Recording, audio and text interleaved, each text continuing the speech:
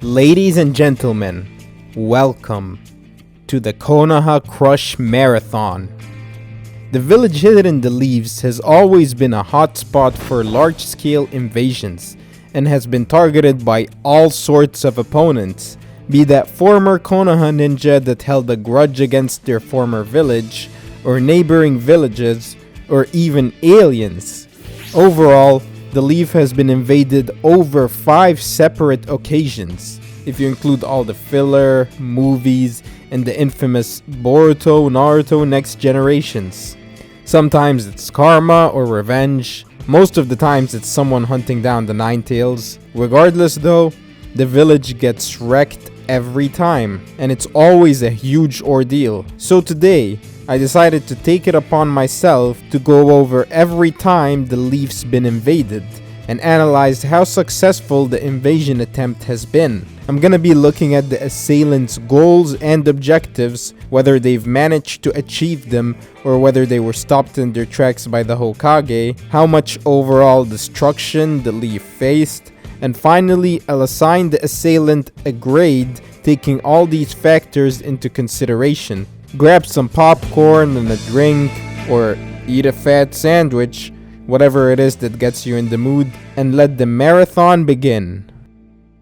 Honorable mention goes to Kazuma, who tried to invade and destroy the leaf during the Guardian Shinobi 12 arc from the Naruto Shippuden anime.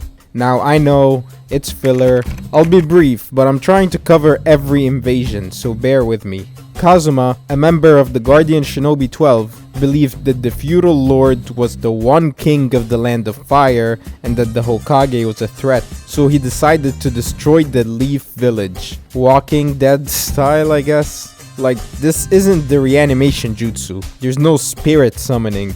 It's literally just zombies. We later learned that they're basically summoning lands that they've invaded where they've turned the inhabitants into zombies. But this is all a distraction, because the real plan is that they're summoning these 4 lightning style ninja.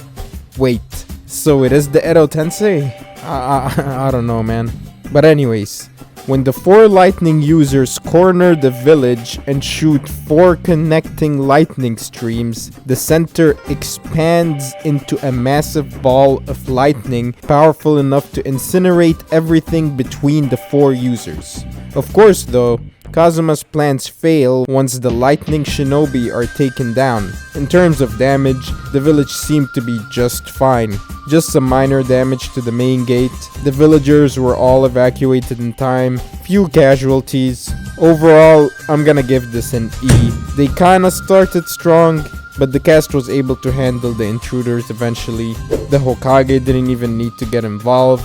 I would have ranked it lower, but you know, E for effort. And I was a tad entertained with the zombies, not gonna lie.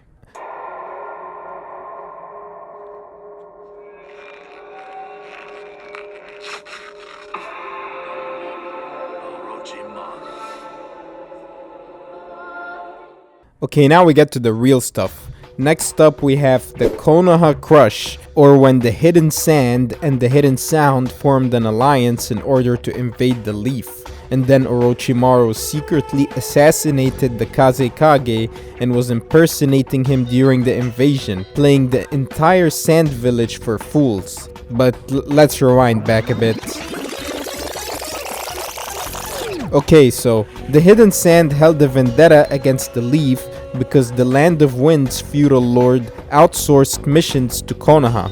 The village was desperate enough to team up with Orochimaru, and together they'd launch a surprise attack from the inside that would interrupt the Chunin exams when an arena-wide genjutsu was cast, since they were participants.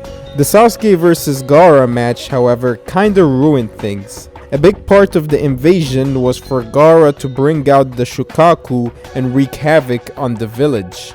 But the plans foiled when Sasuke injured Gaara and made him transform prematurely. Orochimaru, who was leading both forces now, created a barrier with the help of the Sound 4 around himself and the Hokage. He was gonna deal with the old man by himself, while the Sand and Sound ninja, along with some of Orochimaru's snake summons, would conquer the village and strike the main gate. The Leaf Village, however, was well prepared for such an attack, and they were able to evacuate all the civilians before the enemy could reach the center of the village. And then the next step was to send in their shinobi to face the intruders and kick them out of their turf.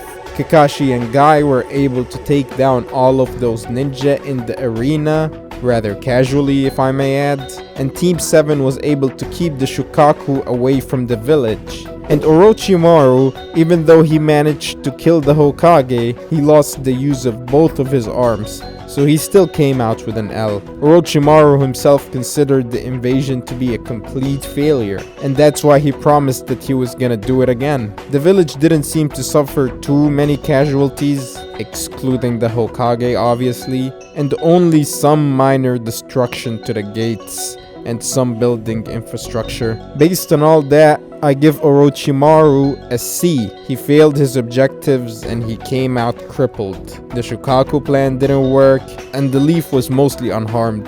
At least he managed to get the element of surprise and kill the Hokage. Now, as far as the Sand Village, they get an F. Like, have they never heard the saying, don't trust a snake? My goodness. The Sand Village takes too many L's, man.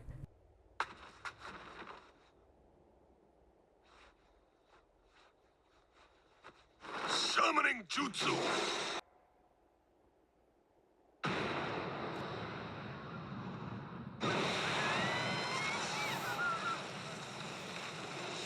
And now we get to the invasion that went down in the history books of Konoha, the Nin Tales Incident. Kakashi was giving classified information to the graves of his former teammates, and after Obito found out that Kushina was pregnant, he hatched a plan, as he knew that the Nin Tales seal would be weakened during childbirth, and on Naruto's birth night, he would strike. The infiltration went pretty smoothly. You have to remember that this man's Kamui makes him unstoppable, and once Kushina gives birth, he manages to sneak up off the third Hokage's wife and hold the minutes-old Naruto hostage. Okay, so Minato manages to save his son, but we of course know that this was all a distraction to get Minato away from his wife, the Jinchuriki, his real target. And when he separates her, he manages to extract the Nin Tails from her swiftly, and then he casually starts heading to the village like he's walking his dog or something. He managed to do all that by himself when he was just like 15. He didn't even get Zetsu to help him. Despite how awful he was being, I'm pretty impressed that he managed to pull all this off. No wonder Minato thought he was Madara. He managed to mask his involvement so well that most of the citizens thought that the Nin Tails just decided to run amok by itself. Only the higher-ups suspected that there was an instigator behind the assault, and only Itachi Uchiha knew the truth. Now it's hard to know what Obito's exact motives were. I'd assume that it was a combination of capitalizing on the Nin Tails seal weakening due to childbirth and exacting revenge on the sensei that failed to save both him and Rin. I believe that he was filled with rage and emotions. The fourth Hokage, however, didn't care who he was and was able to disrupt his control over the Nin Tails. But dealing with the Nin Tails itself wouldn't be easy, and a huge sacrifice would have to be taken for the sake of the village. So in terms of completing his objectives, I'd say he came pretty darn close. The Nin Tails was able to completely devastate the leaf and left the villagers with so much PTSD that they'd ostracized the Jinchuriki for the next 12 years. This event would be a catalyst for the main storyline of Naruto. The attack forced the fourth Hokage to sacrifice his life just to deal with the Kyuubi. Based on all that, I'd give Obito a B. His plan of sneaking into the village and extracting the Nin Tails went pretty smoothly, and he also managed to devastate the village a lot more than Orochimaru, and unlike Orochimaru, he did it all by himself. He didn't have to pretend to be a leader of some village, though he still did that to the Mist for shits and giggles. I would have given him a higher grade, but the fourth Hokage was able to figure out a way to touch him, and once he did, he was able to sever his control of the Nin Tails. And the Nin Tails was the whole reason he invaded the leaf in the first place. So he fumbled his plans a bit. I will never forget the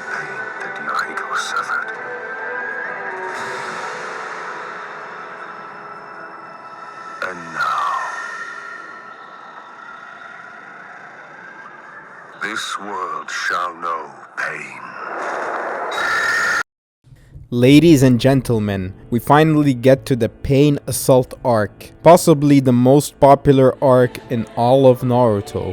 Pain's main objective was obviously capturing the Nin Tales Jinchuriki, but he also kind of held a grudge against the Leaf Village for their role in destabilizing the Rain Village. So he was ready to teach them a lesson or two about Pain. His tactics were simple. He'd split up the paths, where Asura Pain, Animal Pain, and Preta Pain would act as the diversion, and Tendo, Naraka Pain, and Human Pain would hunt for the Jinchuriki from the shadows, and Conan would join the hunt. Pain couldn't pass the barrier like Itachi or Obito, but he had his own diversion tactics. He'd confuse the enemy and make them think that there was only one assailant, and the animal path can just summon the rest once inside. And once he infiltrated, he got straight to business. The village was looking like it did during the Nin Tales attack. Hellfire rained on the citizens of the Leaf Village. All that was just a distraction while the other Pains and Conan interrogated the civilians about Naruto's whereabouts. Pain's arsenal was well equipped to handle this type of mission too, as both the human and Naraka paths have the ability to read someone's mind, killing them in the process, but still. And soon enough, everyone in the village got involved, and Pain was able to take on the entirety of Konoha. He just started offing everyone. This was honestly the most brutal invasion. With the first two invasions, the Hokage was able to hold off the main perpetrator, but with Pain, he was roaming freely. He also kills Kakashi, Shizune, and God knows who else. The Hokage is too busy trying to keep everyone alive, so Tendo Pain pulls up to her. Pain has a very negative view of the Leaf. He thinks they're elitists that profited off of the wars of the Hidden Rain. So once Tsunade says something that ticks him off, bro wasn't having any of it and just started levitating. Nagato concentrates all his chakra into the Tendo Pain and he flattens the Leaf Village, obliterating all of its infrastructure in the process. Downtown Leaf Village was no more. When Naruto pulled up, he was just like... Also, Naruto pulls up with like every frog from Mount Myoboku with all the intel he could get. Pain's exhausted from blowing up the Leaf Village, so everything was overwhelmingly in Pain's disadvantage. And yet, Pain still managed to succeed and secure the Jinchuriki. And to add insult to injury, he starts handing down life lessons. Like, bruh, he did not just destroy my man's hometown and then start lecturing him about pain and whatnot. The audacity. Tendo was kinda spitting though, not gonna lie. But then of course plot kicks in and Naruto gets his 2 get out of jail free cards. The first being the Nin Tales triggered, the second being the 4th Hokage. Yes, the one that's dead, giving Naruto some sage chakra somehow. I'm sorry, but Pain should have gotten that up. So based on all of that, I'm gonna have to give Pain an A-.